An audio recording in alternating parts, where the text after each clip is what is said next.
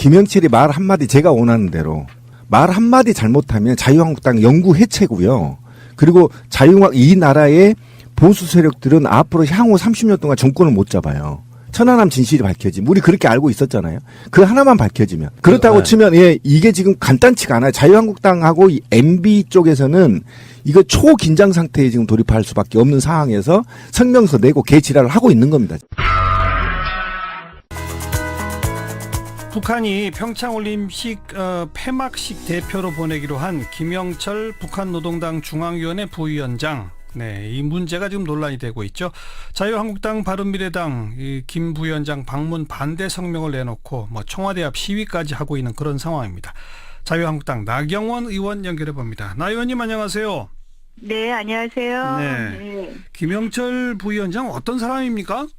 김영철 부위원장 대남 강경파였죠. 네. 그리고 2009년에 북한이 이 대남 공작 파트를 전면 개편하지 않습니까? 그때 네. 국방위원장 직속으로 정찰총국이 생기고요. 네. 그때 정찰총국장을 맡은 사람이 김영철 부위원장입니다. 그런데 네. 이제 아시다시피 2009년에 이렇게 개편하고 이제 대남 강경파인 김영철 부위원장이 정찰총국장이 되고요. 네. 그런 이후에 2010년부터 북한의 도발이 많지 않았습니까? 이제 3월에 천안함 폭침, 그다음에 이제 12월인가요? 연평도 포격.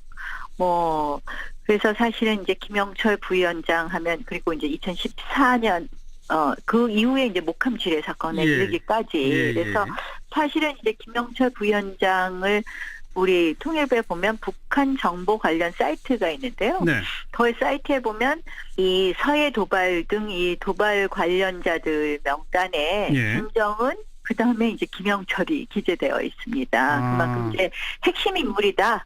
이렇게 보는 거죠. 저희 대한민국에 대한 각종 도발에. 그래서 이제 특히 천안함 폭침의 사실상 주범이다. 이렇게 보는 것이죠. 오늘 국정원은 국회 정보위원회에서 김영철이 천안함 사태에 대한 책임이 명확하지 않다라고 입장을 밝혔는데 이건 어떻게 보세요? 그러니까 이제 이게 정권에 따라서 이제 달라지면 안 될 텐데 그동안 이제 제가 말씀드린 것처럼 포털 사이트에 그렇게 있는 거죠. 그래서 증거가 명확한 증거가 없다 이런 이야기인지 모르겠지만 실질적으로 2010년에 천안함 폭침 이후에 사실은 국내 이제 민주당을 비롯해서 많은 어떤 의혹 제기를 했어요. 이것이 정부가 조작한 것이다라는 것부터 시작해서 그래서 이제 국제민군합동조사단이 2010년 5월에 발표하지 않습니까? 이게 북한 소행이라는 것은 분명하다. 북한의 어뢰에 의한 것은. 근데 이제 그거조차도 사실 민주당은 쉽게 인정하지 않고 의혹이 해소되지 않았다 이런 발표를 했어요. 그 당시에. 그래서 2012년 대선 기억하시다시피 문재인 대통령이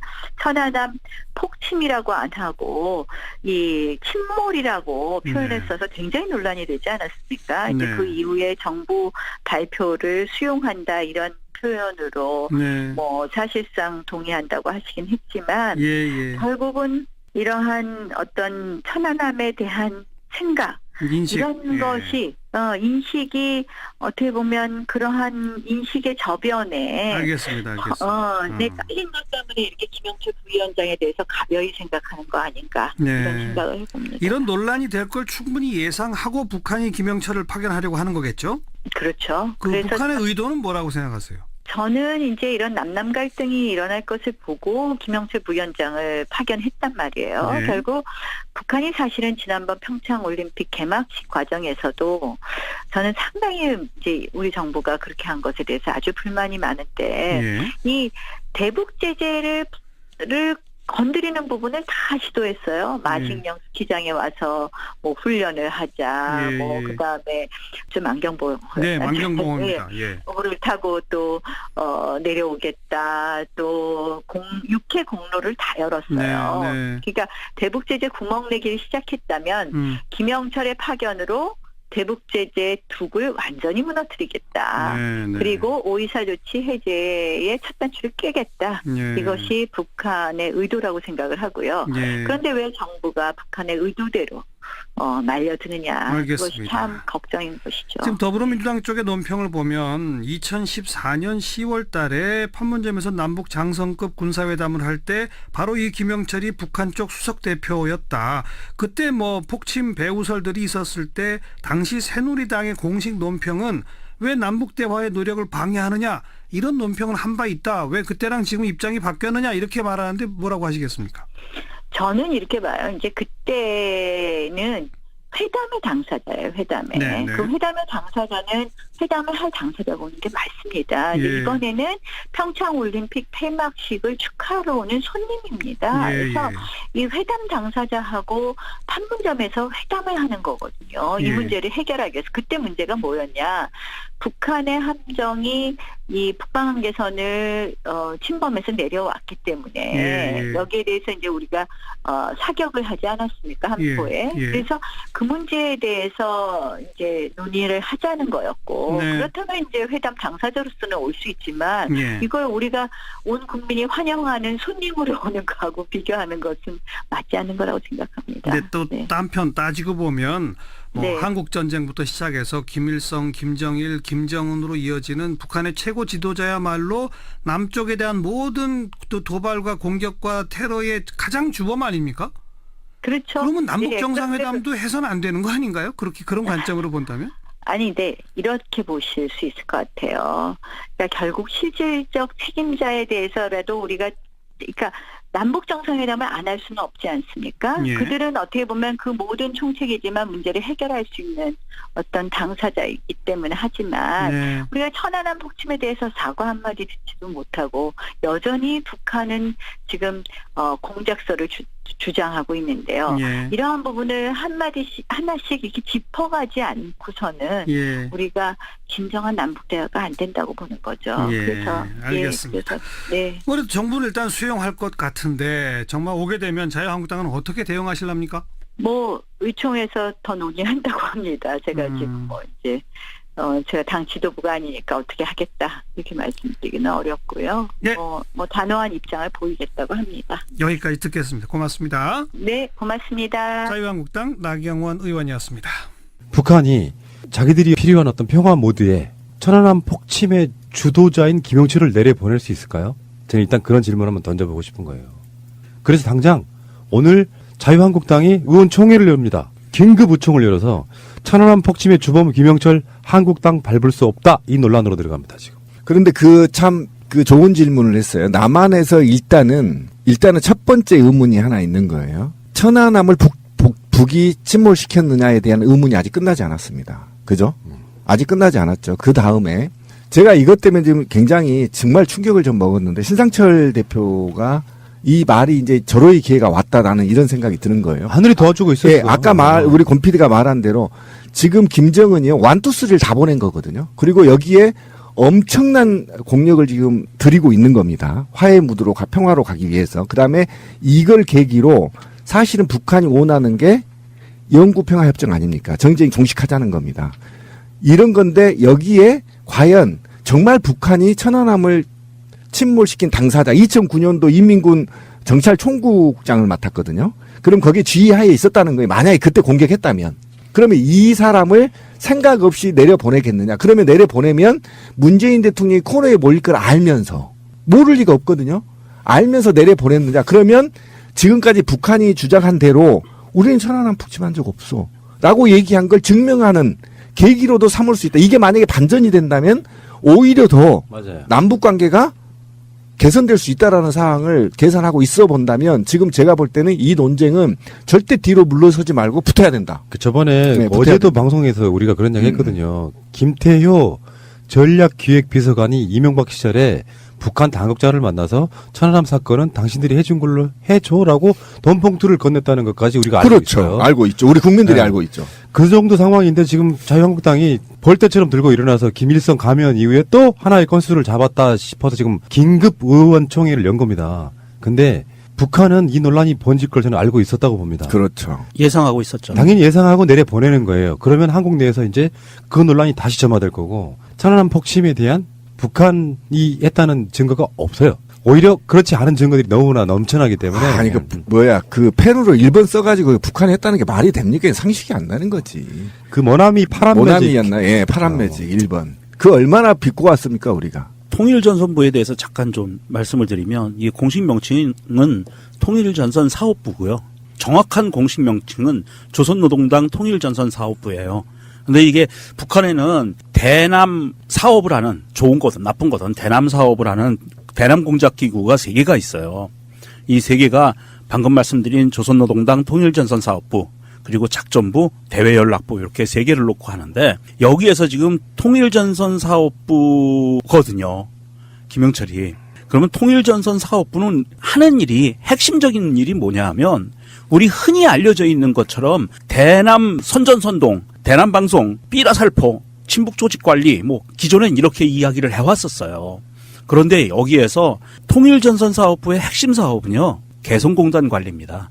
이 통일전선사업부가 하는 일은 개성공단을 관리하기 위해서 북한에 투자하는 우리 남쪽 기업들을 총괄 관리를 해요.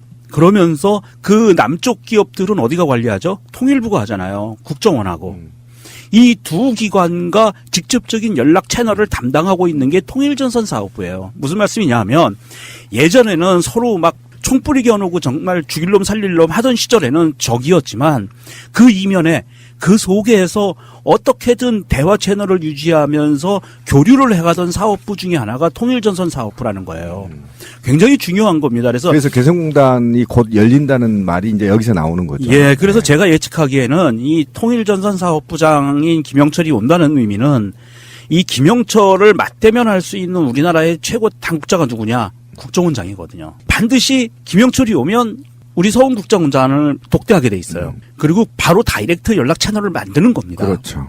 그리고 그 다음 단계가 뭐냐 하면 개성공단을 회복하는 것이 목적이 될 수가 있어요. 그만큼 중요한 사업이라고 남북이 공히 인정했던 사업이었고 이것이 오이사 조치로 말도 안 되게 천안함 폭침이라는 그런 말도 안 되는 논리로 인해서 북한과 완전 대결 구도를 다시 몰고 갔던 이명박 정권이 정권 하에서 이런 문제가 벌어졌는데 이것을 다시 회복하기 위해서는 통일전선사업부하고 국정원 통일부가 합치지 않으면 회복이 안 돼요. 금강산 관광도 그렇고요. 그렇죠. 근데 어쨌든 와서 만약 김영철 부위원장이 와서 천안함 우리가 북침 안 했습니다. 이렇게 침몰시키지 않았습니다. 이렇게 한마디 해줄 수도 있다. 저는 이런 생각이 들어요. 거기까지 반전이죠. 거기까지는 너무 이게 큰 선물을 주지 않을까. 이건 상전벽해라고밖에 볼 수 없는 게 어제 방송에 똑같이 이야기했는데 남북 관계가 경색된 게 천안함 사건이잖아요. 그렇죠. 그리고 오이사 소치로 쭉 이어졌단 말이에요. 그 당사자로 지목된 사람이 그러니까 우리는 그렇게 일반 언론들은 그렇게 알고 있는 거잖아. 저쪽이 그랬건 안 그랬건 상관없이. 근데 그 당사자가 이 예민한 시기에 자기 이름을 걸고 내려온다. 더군다나 김영철은 지금 대북 제재 대상 중에 하나예요. 네, 그렇죠. 유엔에서 하는 거. 네. 그러니까 그 상태에서 내려온다고 하는 거는 이 논란이 증폭되면서 사실은 천안함을 북침으로 조작한 세력 엿먹어라. 그런 의도가 있다고 바로 보는 그겁니다. 거예요. 그래서 자유한국당이 지금 발끈하고 의원총회를 했던 이유가 뭐냐면 만약에 김영철이 말 한마디 제가 원하는 대로 말 한마디 잘못하면 자유한국당 영구 해체고요. 그리고 이 나라의 보수 세력들은 앞으로 향후 30년 동안 정권을 못 잡아요. 천안함 진실이 밝혀지면 우리 그렇게 알고 있었잖아요. 그 하나만 밝혀지면 그렇다고 네. 치면 이게 지금 간단치가 않아요. 자유한국당하고 이 MB 쪽에서는 이거 초긴장 상태에 지금 돌입할 수밖에 없는 상황에서 성명서 내고 개지랄을 하고 있는 겁니다. 지금. 자, 지금 여러분들이 잊어버리셨을까봐 천안함 사건을 딱 한 줄로 정리해드리면 천안함이 북한의 어뢰를 맞았는데 직접 맞은 게 아닙니다. 배 바로 밑에서 폭발하면서 버블제트가 돼서 그게 배가 쪼개진 사건이라고 하는데 그 증거 있냐라고 물으니까 갑자기 고철 덩어리인 어뢰 하나가 등장하죠. 그렇죠. 그 어뢰를 보고 그게 북한 어뢰라는 증거 있냐 했더니 파란 매직 일본으로 써서 썼죠. 보관했던 게 꺼내 나와졌고요. 그 안에는 천안함 사건 때 건졌다고 볼 수 없을 만큼 굉장히 오래된 어뢰 속에 가리비 같은 게 발견된 사건이에요. 아예 거기서 성장했던 가리비 못 나와 좁아서. 그러니까 어떤 사람이 살인 사건을 냈는데 죽인 무기가 뭐냐고 할 때 그 어뢰를 끄집어내서 이걸로 천안함을 폭침시켰어 했던 그렇죠. 사건인데 북한이 천안함을 폭침시켰다는 증거는 단 한 가지도 없습니다. 없습니다. 그리고 만약에 북한이 시켰다고 쳐 세계 최고의 미국도 없는 기술을 보유하고 있는 겁니다.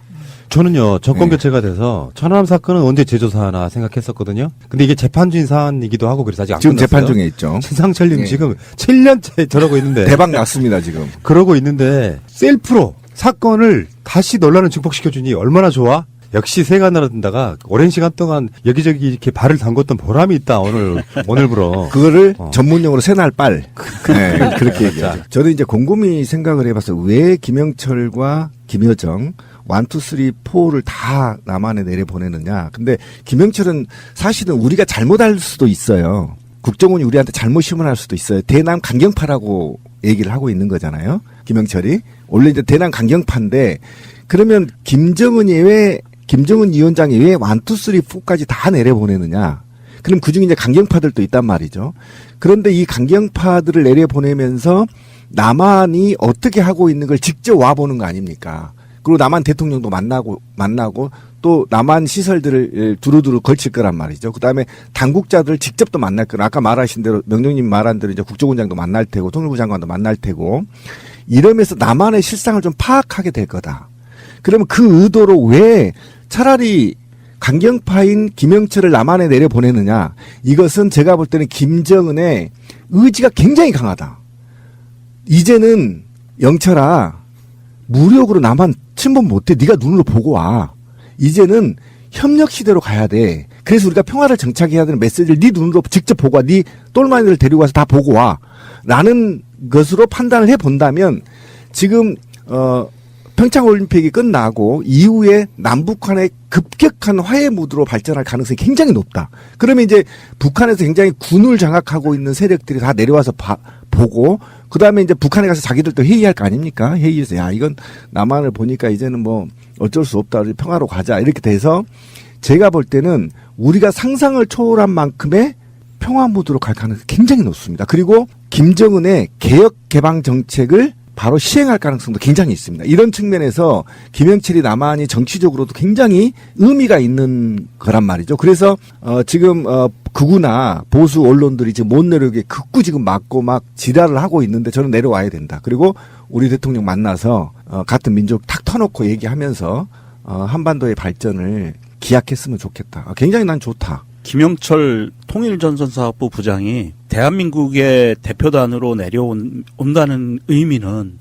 사실은 북한에서도 의도하지 않았던 내지는 우리로서도 의도하지 않았던 간에 자유한국당 전 집권 세력들에 의한 어마어마한 반발이 있을 것이라고는 명약관화하거든요. 그리고 벌어지고 있고요. 이미 발표되는 날. 그렇다고 했을 때 사실은 이게 굉장히 큰 저울대가 될 수도 있어요. 무슨 말씀이냐면 북한의 입장에서는 니들이 그렇게 주장한 폭침이라고 주장한 당시의 당사자 총지휘자가 이 사람인데 김영철인데 이 사람을 내려보내요. 그러면 대한민국이라는 나라가 이 사람을 받아들여서 품고 그리고 반발하는 극우 세력들로부터 이 사람들을 보호하면서 품고 평화 통일을 위해서 나아가는 모습이 진정성 있게 보일 것이냐 아닐 것이냐를 북한에서는 볼 거예요. 무슨 말씀이냐면 대한민국의 정부가 문재인 대통령이 과연 주위의 어마어마한 어려움과 압박을 견디면서도 평화를 추구할 수 있는 그런 강단 있는 사람이냐 아니냐를 판단을 할 수가 있다는 거냐 북한은. 그렇다고 봤을 때 이 김영철을 내려보냈다는 건 굉장히 간단치가 않은 게 아까도 말씀드렸다시피 이 김영철이 남북 간의 그 고위급 채널을 형성하고 개성공단을 회복할 수 있는 계기가 되기도 하지만 사실은 남북 대화가 실질적으로 이루어지느냐 안 이루어지느냐는 김영철이 방문하는 25일부터 27일 사이에 결정된다고 봐요. 문재인 대통령과 김정은 위원장이 만날 수 있는 거는 25일 날 들어와서 김영철이 들어와서 27일 날 가는데 2박 3일 동안 기간에 26일 날 하루 일정을 청와대에서 어떻게 보내느냐에 따라서 이거는 4월이 되느냐 5월이 되느냐 뭐 10월이 되느냐 이런 기간 더하기 되느냐 안 되느냐가 결정이 된다는 거죠. 더 빨라질 수도 있고요. 네. 너무 과하게 나가는 건 좀 그렇고. 그렇죠. 이제 뭐 이방카도 오고 뭐 그래서 북미가 만나느냐 뭐 이런 여러 가지 것들이 있는데 일단 김영철이 방남하는 상황에서 지금 오늘부터 천안함 폭침에 관련된 논쟁이 시작될 겁니다. 자, 그리고 청와대에서 입장이 일부 이제 비실명으로 나왔어요. 그러니까 뭐냐면 기자들이 춘추관에서 물어본 결과 이제 그렇다는 겁니다. 천안함 북침의 주역에 김영철이라고 되어 있는데 그 사람이 오는 거에 대해서 청와대는 그럼 어떻게 생각하느냐는 질문에 김영철이 폭침했다는 근거가 있나요? 라고 질문을 대받았다는 거예요. 그러니까 청와대는 이미 기준이 섰다는 것이고요. 그다음에 근거 가져와봐 그러면. 폭침한 그 근거 가져와봐. 지금 이런 얘기를 지금 간접적으로 하고 있다는 거라고 보면 김영철이 이제 남한에 내려온 거에 대해서는 우리가 상상을 초월하는 선물을 가져올 가능성이 굉장히 높다. 저는 그렇게 봅니다. 이 천안함 논란이 다시 재점화되면서 스스로 셀프로 지금 무덤을 파고 있다고 생각이 들어요. 보통 사건에 있어가지고 의혹이 남아있는 사건은 그만한 이유가 다 있는 거거든요. 그렇죠. 근데 이 천안함이 뽀개져서 침몰한 상황에서 폭발했다는 어떠한 증거도 나오지 않았고요. 천안함 관련해서 폭발로 배가 쪼개진 게 아니라는 증거는 몇십 가지가 돼요. 그렇죠. 이 상황에서 지금 이 논란이 재점화되는 건 진실을 밝히기를 원하는 하늘의 뜻이라고 저는 봅니다. 정말 웃기는 상황이 됐고요. 예를 들어 간단히 쉽게 들으면 동네에 어떤 사람이 자고 있는 자동차에 불이 났어요. 근데 이러저러한 이유를 들어서 그 차에 그 시간에 간 적도 없는 어떤 이웃을 지정해놓고 저 새끼가 범인이라고 계속 손가락질 해왔던 거예요. 근데 저 사람이 이 차에다가 불을 질렀다는 증거는 단 한 가지도 없고 본인들도 불 지르지 않았다. 내가 저 차에 불을 질러댈 이유가 없다라고 계속 항변했던 사건이거든요. 그러나 그 사건 이후에 이명박 정권은 굉장히 많은 것들을 얻었죠. 사건에 있어가지고 조작은 누가 이득을 보느냐 이런 관점으로 보시면 될 것 같고요. 요거는 굉장히 재밌는 상황으로 좀 들어가는 거예요.